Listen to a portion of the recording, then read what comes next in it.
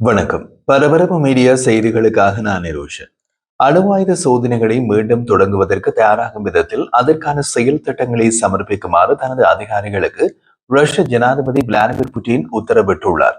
சுமார் 30 ஆண்டுகளாக நிறுத்தி வைத்திருந்த அணுவாயுத சோதனைகளை மீண்டும் நடத்துமாறு தமது பாதுகாப்புத்துறைக்கு அமெரிக்க ஜனாதிபதி டொனால்டு டிரம்பின் உத்தரவிட்டதன் எதிரொலியாக புட்டினின் இந்த நடவடிக்கை வந்துள்ளது. இது குறித்து மாஸ்கோவில் புதன்கிழமை நடைபெற்ற பாதுகாப்பு கவுன்சில் கூட்டத்தில் பேசிய புட்டின், நிறுத்தி வைக்கப்பட்ட அணு ஆயுத சோதனைகளை மறுபடியும் நடத்தும் எண்ணம் ரஷ்யாவுக்கு இல்லை. ஆனால் அமெரிக்கா அப்படி ஒரு சோதனையில் ஈடுபட்டால் ரஷ்யாவும் அந்த நடவடிக்கையில் இறங்கும். அமெரிக்க ஜனாதிபதி டொனால்டு டிரம்பின் அண்மைக்கால உத்தரவை அடுத்து அமெரிக்கா மீண்டும் அணு ஆயுத வெடிப்பு சோதனைகளை நடத்த திட்டமிடுகிறதா என்பதை தெரிந்து கொள்ள உளவு அமைப்புகளுக்கு உத்தரவிட்டுள்ளேன். அத்துடன் அணு ஆயுத சோதனைகளை மீண்டும் நடத்துவதற்கு ஆயத்தமாகும் விதத்தில் அதற்கான செயல் திட்டங்களை உருவாக்கி சமர்ப்பிக்க வேண்டும் என்றும் அதிகாரிகளுக்கு உத்தரவிட்டுள்ளேன் என்றார் புட்டின். சீன ஜனாதிபதி ஜி ஜின்பிங்கை தென்கொரியாவில் சந்திப்பதற்கு முன்பு அணு ஆயுத சோதனைகளை மீண்டும் நடத்த பாதுகாப்பு தலைமையகம் பென்டகனுக்கு உத்தரவிட்டுள்ளதாக ட்ரம்ப் கடந்த மாதம் 30ஆம் தேதி அறிவித்தார். ரஷ்யா, சீனா ஆகிய நாடுகளின் அணு ஆயுத சோதனைகளுக்கு ஈடுகொடுக்கும் விதத்தில் நாங்களும் சோதனைகளை நடத்த வேண்டும் என்பதால் இந்த உத்தரவை பிறப்பித்துள்ளதாக ட்ரம்ப் தனது ட்ரூத் சோஷியல் ஊடகத்தில் பதிவிட்டார். அந்த உத்தரவின் அமலாக்கம் உடனடியாகவே தொடங்கும் என்றும் அப்போது ட்ரம்ப் குறிப்பிட்டார். அது நடப்பதற்கு முன் எந்த நாட்டிடமும் இல்லாத விதத்தில் அணுசக்தியில் இயங்கும் புரோவெட்ச்னிக் ஏவுகணையை வெற்றிகரமாக சோதித்து பார்த்ததாக புட்டின் கடந்த மாதம் 26ஆம் தேதி அறிவித்தார். அணு ஆயுத வெடிப்பு முனைகளை காவிச் செல்லக்கூடிய அந்த ஏவுகணை எத்தனை ஆயிரம் கிலோமீட்டர் வரை சென்று இலக்குகளை தாக்கும் வரம்பெற்ற திறனை கொண்டது.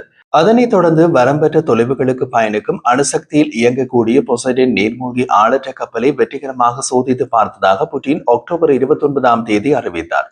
இந்த சோதனைகள் மூலம் அணு ஆயுத போட்டியில் அமெரிக்காவை ரஷ்யா வெகுவாக முந்திவிட்டதாக கூறப்பட்டது.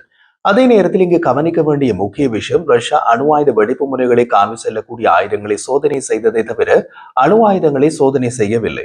புட்டின் குறிப்பிட்டது அணுசக்தியில் இயங்கும் ஏவுகணை பற்றியதுதான்.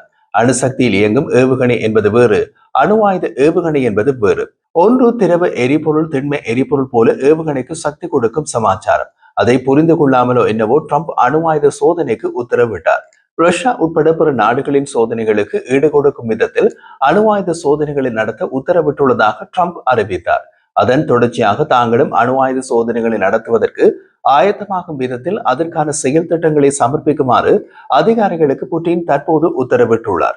இருந்தாலும் ட்ரம்பின் கடந்த கால அறிவிப்பில் குறிப்பிடப்பட்ட சோதனைகள் முழு அணு ஆயுத வெடிப்பு சோதனையானது அணு ஆயுதங்கள் தொடர்பான பிற சோதனைகளா என்பது குறித்து தெளிவான விளக்கம் இல்லை என்பது இங்கு முக்கியமானது. 1990களுக்கு பிறகு உலகில் வடகொரியா தவிர வேறு எந்த நாடும் அணு ஆயுத வெடிப்பு சோதனை நடத்தவில்லை. ஆனால் அமெரிக்கா உட்பட அணு ஆயுத பலம் கொண்ட நாடுகள் சக்தி வாய்ந்த கணனிகளை பயன்படுத்தி உருவகப்படுத்தப்பட்ட அணு வெடிப்புகள், அணு இயற்பியல் சோதனைகள், அணு ஏவுகணை சோதனைகள், அணு ஆயுத போர் ஒத்திகைகள் என்று பலவித சோதனைகளை நடத்தி வருகின்றன. அமெரிக்காவின் கடைசி முழு அணு ஆயுத சோதனை டிவைடர் என்ற பெயரில் 1992ஆம் ஆண்டு செப்டம்பர் 23ஆம் தேதி நெவாடா சோதனை தளத்தில் நடத்தப்பட்டது. அதற்கு பின்னர் அமெரிக்காவின் அணு ஆயுத சோதனைகளுக்கு தடை விதிப்பதாக அன்றைய ஜனாதிபதி ஜோர்ஜ் H.W. புஷ் அறிவித்தார். சரி, இவர்கள் மாறி மாறி அணு ஆயுத சோதனை என்கின்றார்களே, அதை இவர்களால் செய்ய முடியுமா? அதற்கு எவ்வளவு காலம் எடுக்கும்? அல்லது பொழுது போகாமல் பூச்சாண்டி காட்டுகிறார்களா? ட்ரம்ப், புட்டின் இருவருமே வாய் வார்த்தைகளில் வல்லவர்கள், சவால் மன்னர்கள். அதுவும் ட்ரம்பின் வாயிலிருந்து வரும் வார்த்தைகளின் நம்பகத்தன்மை மிக மிக குறைவு. சுமார் 20% உண்மை பேசும் நபர் என்று எடுத்துக் கொள்ளலாம். உக்ரைன் போர் தொடங்கியதிலிருந்து புட்டின் அணு ஆயுதம் என்று மாதம் ஒரு முறை கூறிக்கொண்டிருந்தார். ஆரம்பத்தில் அவர் கூறுவதை சீரியஸாக கேட்டார்கள். காலப்போக்கில் புட்டினின் அணு ஆயுதத்தை யாரும் கணக்கெடுப்பதில்லை. அதனால் அவரே அதை குறைத்துக் கொண்டார். இப்போது வாய் சவால் விடும் போட்டிக்கு ட்ரம்ப் வந்துள்ளதால் அணு ஆயுதம் மீண்டும் ஒரு ரவுண்ட் வரும். சரி, இவர்கள் இருவரும் நிஜமாகவே அணு ஆயுத சோதனை செய்ய போகிறார்கள் என்றால் அதற்கு எவ்வளவு காலம் எடுக்கும்? யாரால் அணு ஆயுத சோதனையை முதலில் செய்ய முடியும்? ட்ரம்ப் தான் அணு ஆயுத சோதனை பற்றி முதலில் கூறினார். அணு ஆயுத சோதனை செய்வது என்றால் புட்டின் தான் அணு ஆயுத சோதனையை முதலில் செய்ய முடியும். டெரில் ஜி கிம்பல் 2001ஆம் ஆண்டு செப்டம்பர் முதல் அமெரிக்க ஆயுத கட்டுப்பாட்டு சங்கம் ACAயின் நிர்வாக இயக்குநராக பணிபுரிகிறார். இது பற்றி அவர் கூறிய போது, அமெரிக்கா, சீனா மற்றும் ரஷ்யா ஆகிய நாடுகள் அனைத்தும் அணு ஆயுத தயார் நிலை திட்டங்களை கொண்டுள்ளன. அதாவது எதிரி நாடு அணு ஆயுதத்தால் தாக்கினால் இவர்களால் உடனடியாக தாக்க முடியும். அது தாக்குதல். ஆனால் அணு ஆயுத சோதனை என்பது அதிலிருந்து பெரிதும் மாறுபடுகின்றது. இதில் பாதுகாப்பு ஏற்பாடுகள் நிறையவே உள்ளன. ரஷ்யா அமெரிக்காவை விட விரைவாக அணு வெடிக்கும் சோதனையை மீண்டும் தொடங்க முடியும். அமெரிக்காவின் நெவாடா தேசிய பாதுகாப்பு தளம் NNSS-இல் முழு அளவிலான நிலத்தடி அணுசக்தி சோதனை வெடிப்புகளுக்கு ஏற்பாடுகளை செய்ய 24 முதல் 36 மாதங்கள் ஆகும் என்று நான் நம்புகின்றேன். நெவாடாவில் உள்ள முன்னாள் அமெரிக்க அணுசக்தி சோதனை தளத்தில் நிலத்தடியில் முழு அளவிலான பல கிலோ டன் அணு ஆயுத வெடிப்பு நடத்துவதற்கு தேசிய அணுசக்தி பாதுகாப்பு நிர்வாகம் NNSA சமாளிக்க வேண்டிய அணு பாதுகாப்பு மற்றும் சுற்றுச்சூழல் பாதுகாப்புக்கான ஏற்பாடுகளை செய்ய 1.5 ஆண்டுகள் தேவை. அதுவும் அமெரிக்கா 30 ஆண்டுகளுக்கு மேல் அணு ஆயுத சோதனை செய்யவில்லை. அதனால் பல நிலத்தடி வசதிகளை பழுது பார்த்து மேம்படுத்த வேண்டும். ட்ரம்ப் அணு ஆயுத சோதனைக்கு இன்று உத்தரவிட்டால் கூட சோதனை நடத்த சுமார் 3 வருடங்களாவது எடுக்கும் என்பது எனது கணிப்பு என்கின்றார் டெரில் ஜி கிம்பல். அதே நேரத்தில் உள்நாட்டு அரசியல் தடைகளால் ரஷ்யா பாதிக்கப்படாது, ஆனால் அமெரிக்கா பாதிக்கப்படும். காங்கிரஸ் செனட்டின் அனுமதி பெற வேண்டும். ஆனால் மிக முக்கியமாக புட்டின் அல்லது ட்ரம்ப் அணு வெடிக்கும் சோதனையை மீண்டும் தொடங்க உத்தரவிடுவதற்கு எந்த தொழில்நுட்ப ராணுவ அல்லது அரசியல் காரணமும் இல்லை. ஏற்கனவே உள்ள சுரங்கப்பாதையில் ஒரு வெடிப்பு முனையை செலுத்தி அதை மூடுவதே வேகமானதாக இருக்கும். ஆனால் அது அவர்களுக்கு எந்த புதிய தரவையும் வழங்காது. மேலும் கசிவு ஏற்படும் அபாயமும் இருக்கும். எனவே அவர்கள் ஏற்கனவே சுரங்கப்பாதை வெடிப்பு வசதி ஒன்றை தயாரித்திருக்காவிட்டால் அவர்கள் ஒரு புதிய முழுமையான கருவிகளை கொண்டு சோதனையை செய்ய விரும்பினால் அது ஒரு சுரங்கப்பாதை சாதனத்தை தயாரிப்பது மற்றும் அந்த தரவை பதிவு செய்ய அனைத்து கேபிள்கள் மற்றும் சென்சார்களையும் பொருத்த வேண்டும். ரஷ்யாவின் நோவாயா ஜெம்லியாவில் அவர்களின் தற்போதைய சோதனைகளுக்காக நீண்ட காலமாக நிறைய சுரங்கப்பாதை தூண்டுதல் நடந்து வருகின்றது. எனவே ஒரு புதிய முழுமையாக கருவிகள் கொண்ட சோதனை சாலை அதனுடன் கூடுதலாக இருக்கும் என்று நான் நினைக்கின்றேன்.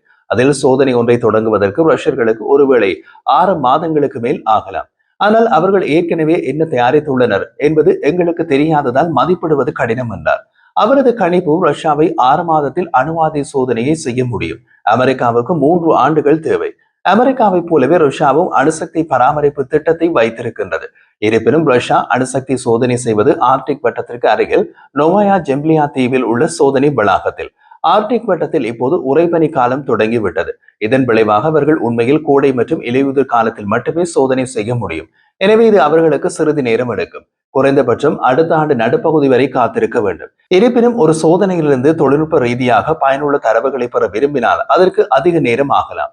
ஒரு அடிப்படை சோதனையை நடத்துவதற்கு ரஷ்யாவுக்கு 12 மாதங்களுக்கும் குறைவாகவே ஆகலாம். ஆயுத போட்டி, ஒரு செய்கை எதிர் செய்கை வியூகம் இருக்கும். செயல் எதிர்வினை சுழற்சிகள். அமெரிக்கா செய்தால் ரஷ்யா சோதிக்கும். அமெரிக்கா செய்யாவிட்டால் அவர்கள் சோதிக்க மாட்டார்கள். உலகின் மற்ற எல்லா நாடுகளையும் விட அணுசக்தி சோதனையில் அமெரிக்கா ஒரு மகத்தான நன்மையை வைத்திருக்கிறது. ஏனென்றால் மற்ற அனைவரையும் விட அமெரிக்கா அதிக சோதனைகளை நடத்தியது. இதில் 1149 தனிப்பட்ட வெடிப்புகள் அடங்கும். மேலும் அமெரிக்காவிடம் மிகவும் விரிவான மற்றும் நன்கு நிதியளிக்கப்பட்ட ஸ்டாக் பைல் ஸ்டீவர்ஷிப் திட்டம் உள்ளது. இன்று வரை $345 பில்லியன் அந்த திட்டத்திற்கு செலவிடப்பட்டுள்ளது. ஆனால் அணு ஆயுத சோதனை தடையால் அமெரிக்கா அணு ஆயுத சோதனை தயார் நிலையில் இல்லை. எனவே அதையும் அணு ஆயுத சோதனையை உடனடியாக மீண்டும் தொடங்க வேண்டும் என்ற ட்ரம்பின் சமீபகால எதிர்பாராத கோரிக்கை துரதிருஷ்டவசமாக உடனடியாக நிறைவேற்றப்பட முடியாது. ஆனால் நாங்கள் மீண்டும் அணு ஆயுத சோதனையை மீண்டும் தொடங்குகின்றோம் என்ற அரசியல் செய்தியை மட்டும் அனுப்ப விரும்பினால் அதை ஒரு சமூக வலைதள பதிவில் வெடிக்கச் செய்யலாம். ட்ரம்ப் செய்வது போல. அதில் யாருக்கும் ஆபத்தில்லை.